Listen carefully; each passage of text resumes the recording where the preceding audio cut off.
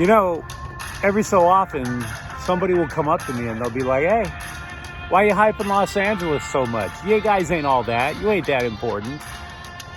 Oh, really? Do you know UCLA is going for their 12th national basketball title, and that's only the third most important story of the day?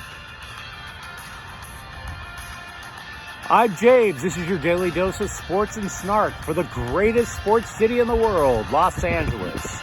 This is Faithful Angelenos.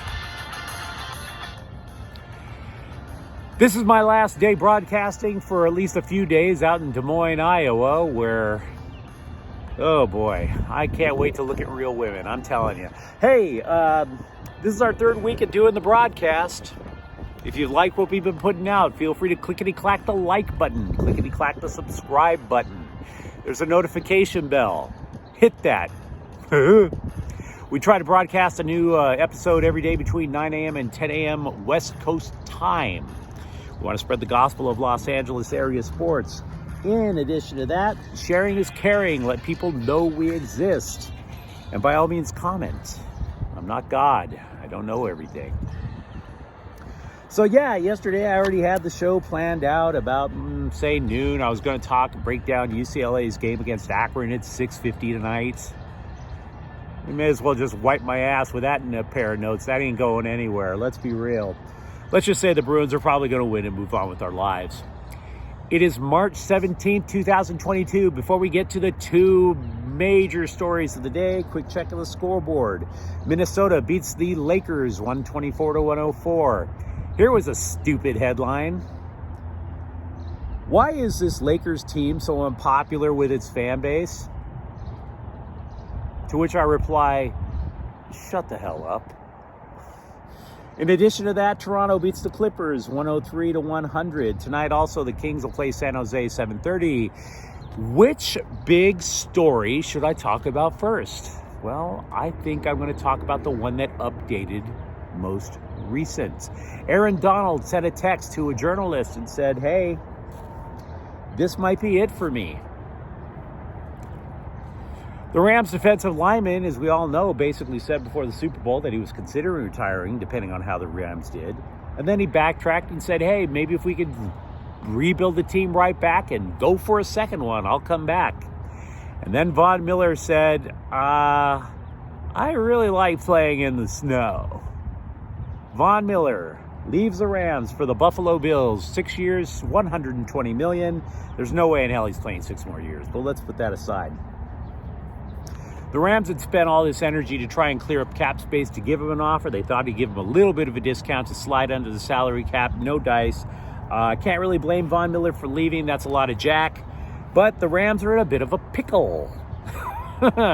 Because Miller was considered the second best free agent out there. And now, edge rushers have fallen off the board. The next 3 to 4 best are gone. Like the Raiders traded for one of them yesterday, or signed one from Arizona.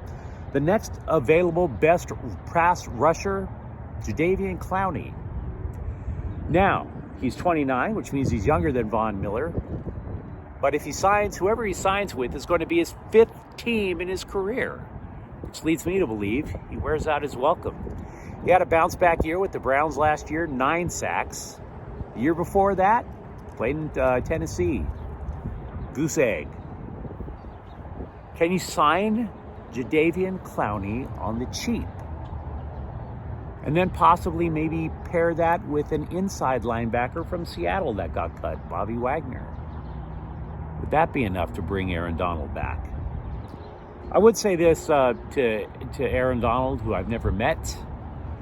Aaron, if you wanted to ride off into the sunset and have some peace and quiet, letting people know that this might be it is not the way to go about it, bro. Your phone must be blowing the hell up right about now. You thought Tom Brady's phone blew up after he said goodbye to Tampa Bay? Oh, you ain't seen nothing yet. There aren't enough people in Tampa Bay. You're going to get it. You're not just going to get it from the coach, the GM, and your teammates. What the hell is Leonardo DiCaprio doing on my phone? That's what you're going to wind up getting. Dude, I like you. I hope you come back. I think you're coming back.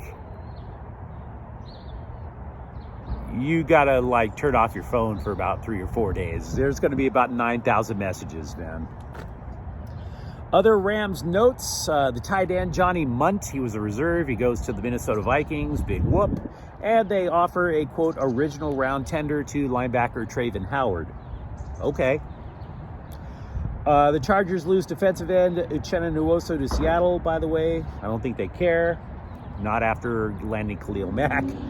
And, well, as for the Dodgers. Yeah, we were all worrying about Von Miller, and then all of a sudden the Dodgers said, why don't we just try a little, mix in our own little 2 cents. And by 2 cents, I mean $127 million.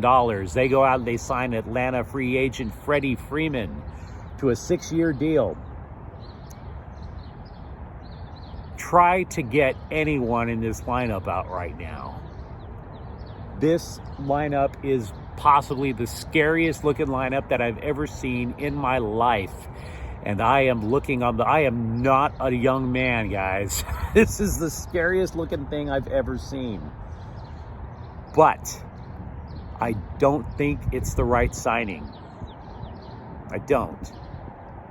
And I'll get back to that in just a moment. Let's talk a little bit, though, about Freddie Freeman. He is a 5-time All-Star. He was the MVP of the COVID-shortened 2020 season. The Dodgers led the National League in runs scored last year, 5.1 runs per game. That's about to spike. And in addition to that, they now have 4 MVPs on their roster, including Mookie Betts, Cody Bellinger, and Clayton Kershaw. This is your Dodger lineup. Mookie Betts, Freddie Freeman, Trey Turner, Max Muncy. Maybe you get a breather with Will Smith at 5. Not really. Then you follow it up with Justin Turner, AJ Pollock, Cody Bellinger, and you flip a coin between Chris Taylor or Gavin Lux. Because if I could put them both in, that's a 10-man lineup.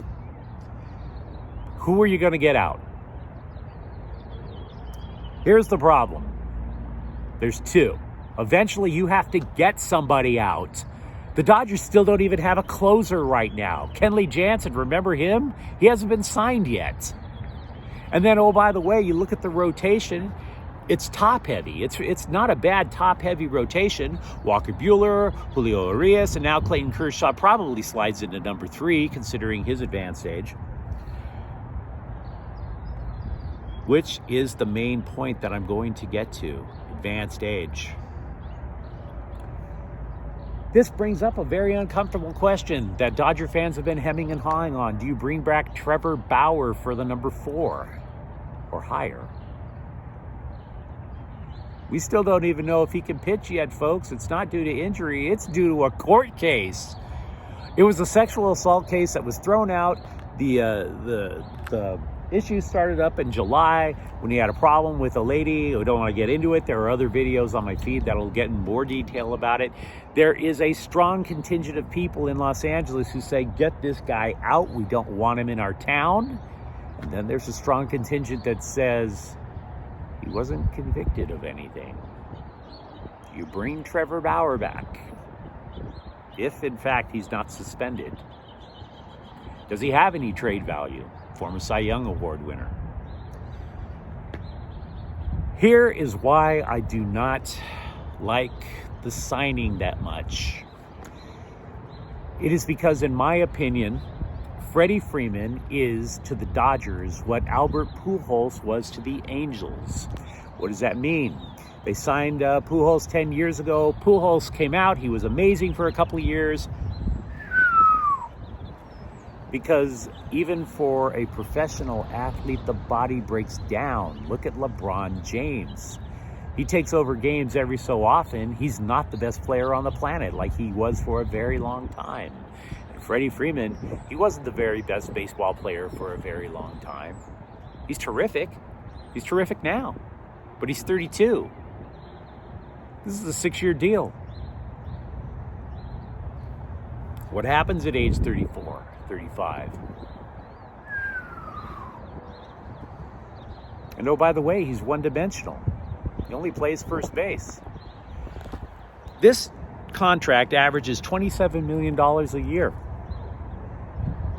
You looking forward to paying a designated hitter $27 million when his bat speed slows?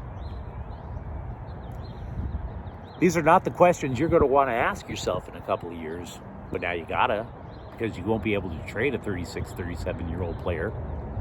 Not with that contract. Not unless you eat most of it. And speaking of eating dead money, the Dodgers have been paying Trevor Bauer, even though he hasn't been able to pitch since July from that court case. They're on the hook for as many as $64 million for the rest of the contract. And he's not pitching. How much money do the Dodgers actually have? At some point, you got to get a return.